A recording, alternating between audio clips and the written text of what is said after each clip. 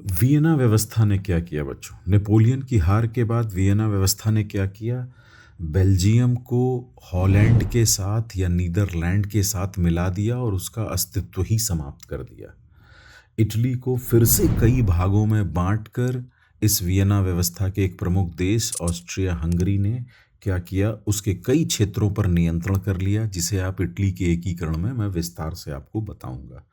Germany को फिर से वियना व्यवस्था 300 भागों में बांट नहीं सकती थी, तो उसने एक जर्मन परिसंघ बनाया और उसकी अध्यक्षता खुद हासिल कर ली। ठीक है, और उस पर भी कहीं ना कहीं अपना नियंत्रण बना लिया। पोलैंड के साथ जो उसने किया, मैं उसको अलग से विस्तार से बताऊंगा बच्चों। वियना व्यवस्था के बाद इसकी रूढ़िवादिता के खिलाफ पहले फ्रांस में, फिर पूरे यूरोप में 1830 में क्रांति हुई, फिर 1848 में क्रांति हुई बच्चों। तो 1830 की क्रांति में बेल्जियम स्वतंत्र हो गया। उसके बाद 1830 में इटली में भी क्रांति हुई, जर्मनी में भी क्रांति हुई, पोलैंड में भी क्रांति हुई, लेकिन वियना व्यवस्था वाले स्ट्रांग थे, इन क्रांतियों को दबा दिया। ठीक, उसके बाद फिर 1848 में क्रांति हुई बच्चों। वियना व्यवस्था अब काफ़ी हद तक ध्वस्त हो गई। इसका जो लीडर था, जो लीड कर रहा था, मैटरनिक, वो ऑस्ट्रिया छोड़कर भाग गया।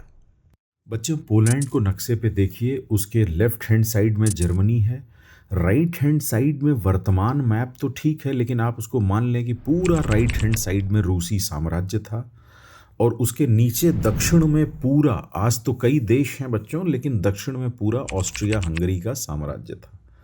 यानी जर्मनी और रूस और नीचे ऑस्ट्रिया हंगरी का साम्राज्य, इन तीनों ने क्या किया था कि पोलैंड को बांट लिया था आपस में। ठीक, लेकिन जब नेपोलियन आया तो इन सबों को पराजित करके, यानी जर्मनी में बेसिकली प्रशा को, ऑस्ट्रिया हंगरी को, रूस को, पोलैंड को उसने कुछ आज़ादी दिलाई।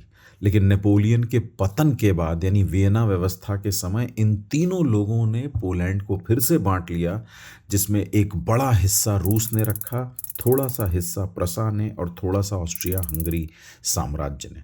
यानी पोलैंड को राजनीतिक मानचित्र से मिटा दिया बच्चों। यानी आप ऐसे समझिए कि पोलैंड का मैप ही नहीं है, और जर्मनी, प्रशा, ऑस्ट्रिया हंगरी और रूस ने उसे आपस में बांट लिया।